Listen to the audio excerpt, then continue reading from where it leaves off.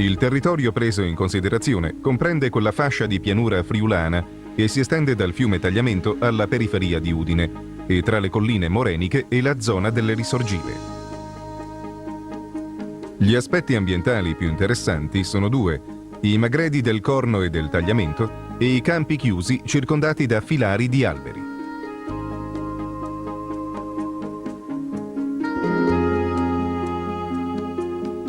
Sono luoghi antichissimi di storia. Primo, per la presenza di stupendi castellieri, tra i più importanti e i più ben conservati d'Europa, con le recentissime rivoluzionarie scoperte archeologiche che riguardano proprio quell'affascinante civiltà.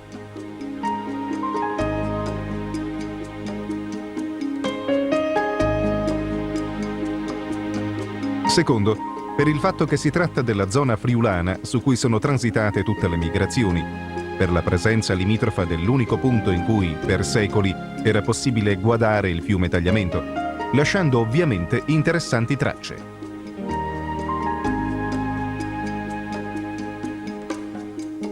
A completare l'offerta si evidenzia la presenza di ville e palazzi storici, stupende chiese e cappelle votive legate al mondo contadino,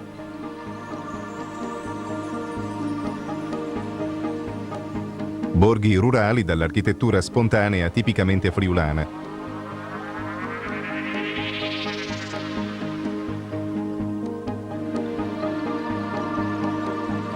E per finire, una nutrita ed invitante serie di appuntamenti ed iniziative caratteristiche che periodicamente si svolgono ormai su tutto il territorio, considerato con la relativa offerta di prodotti artistici, culturali, artigianali ed enogastronomici, unici per bontà e semplicità.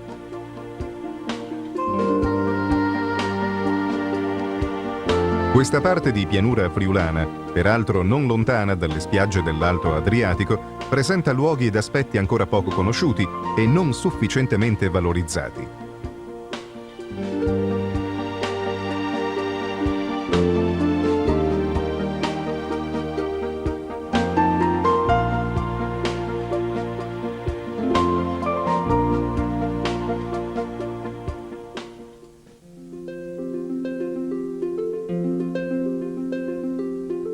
Qui si trovano numerose ville padronali disseminate nella campagna.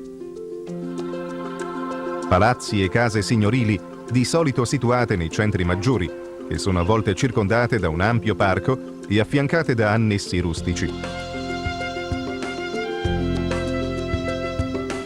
Dal punto di vista architettonico si va dalla caratteristica casa padronale friulana alla presenza di ville di evidenti influenze venete.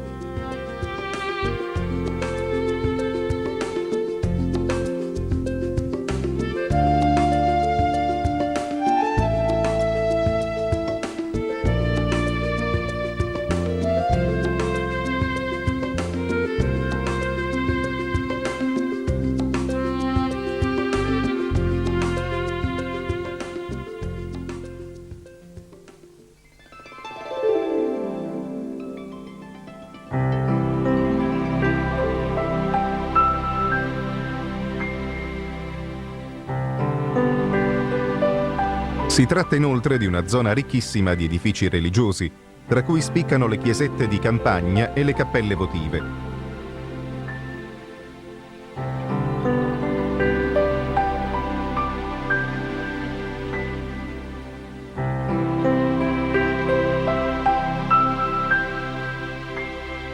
In alcune di queste si conservano affreschi, dipinti, altari e sculture lignee o in pietra di notevole interesse storico e artistico.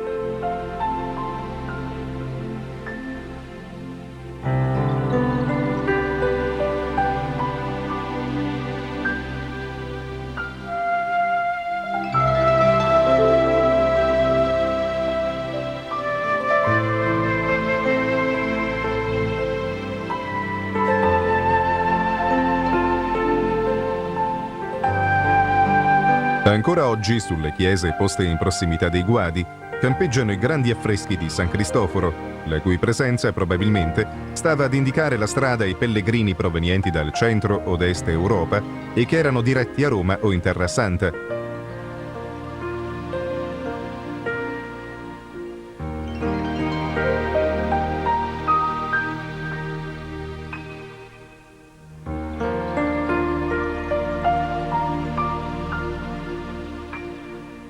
Questi piccoli gioielli d'arte sono legati così alle varie vicende storiche che hanno contrassegnato queste terre durante l'epoca patriarcale e la dominazione veneziana.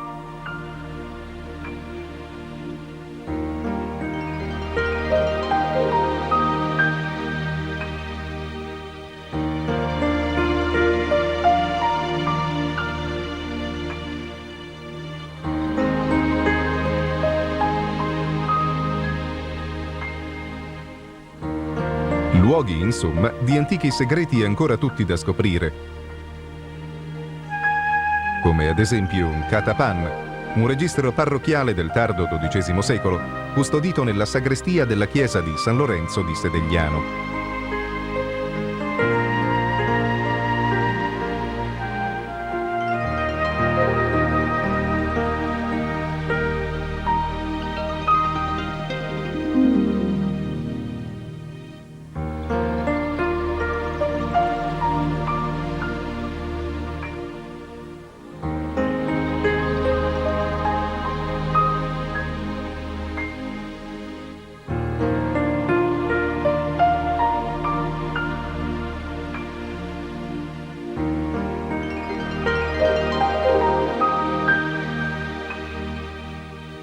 Come anche il culto di Sante Sabide, il culto praticato dalle genti del patriarcato di Aquileia, di santificare il sabato, che si rifà alla tradizione giudaico-cristiana e la cui immagine più antica è forse quella degli affreschi della chiesetta di Redenzicco.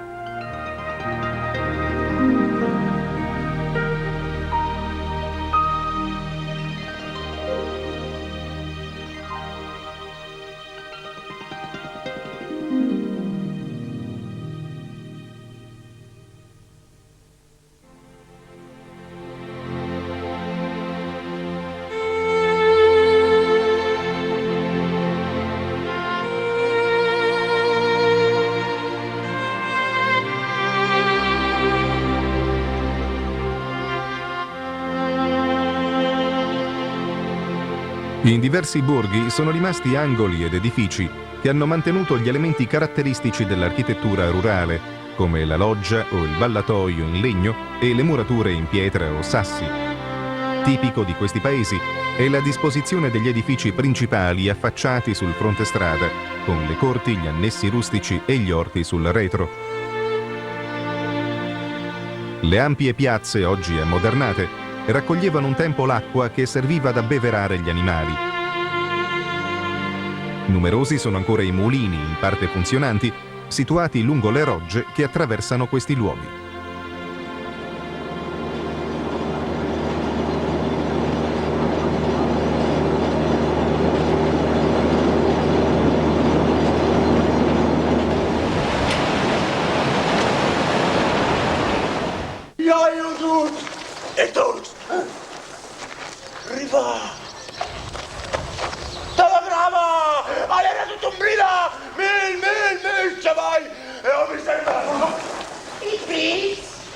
Arriva mai in pieta laga, che si sta pasticciata.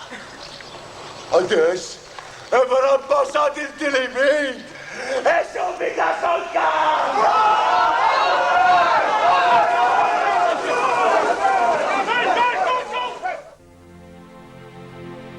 La gente qui, nella stragrande maggioranza, parla ancora la lingua friulana ed ha come riferimento culturale ed esistenziale i valori fondanti della civiltà ladino-friulana.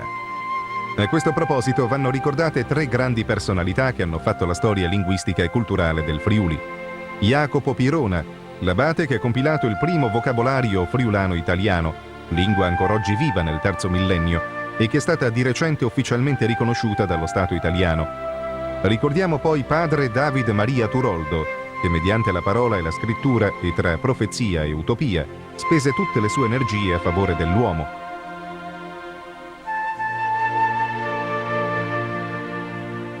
E infine Don Gilberto Pressacco, musicologo di fama internazionale, che è stato in grado di rivisitare e rivoluzionare la storia cristiana e culturale della piccola patria.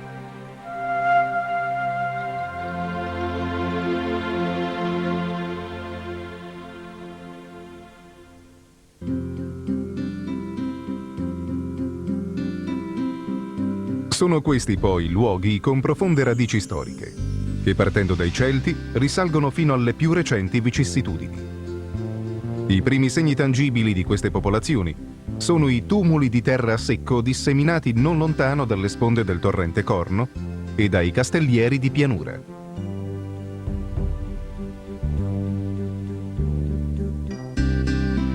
La tendenza a proteggere gli abitanti entro mura o terrapieni non è propria soltanto delle nostre regioni, ma ampiamente diffusa nell'Europa protostorica dalla Grecia all'Irlanda.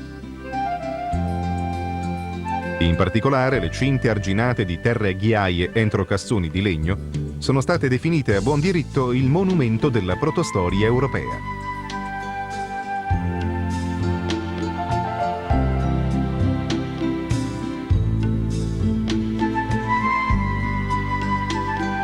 Per il tipo di struttura e per la tecnica di costruzione degli aggeri, il Friuli appare legato alle culture centroeuropee, ancor più che a quelle dell'Italia protostorica.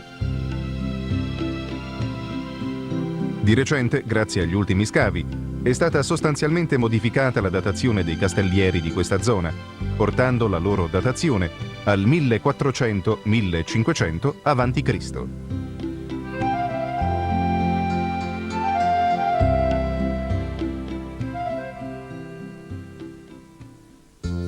A tavola, questa parte della Furlanie non teme confronti. Si va dal famoso orzo e fagioli ai risotti con le erbe, dai piatti a base di zucca agli affettati nostrani, dal noto brovade e musette all'altrettanto noto salame all'aceto, e poi la polente frico e tante altre specialità locali, tra cui non vanno dimenticati i famosi vini rossi tipici delle Grave del Friuli e le grappe.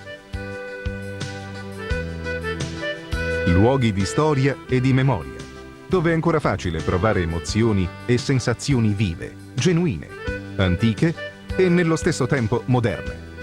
Un angolo d'Europa che per la prima volta vuole mostrare i suoi piccoli tesori a chi è stanco delle solite proposte e per un giorno o due accetta di viaggiare vie per Furlanie.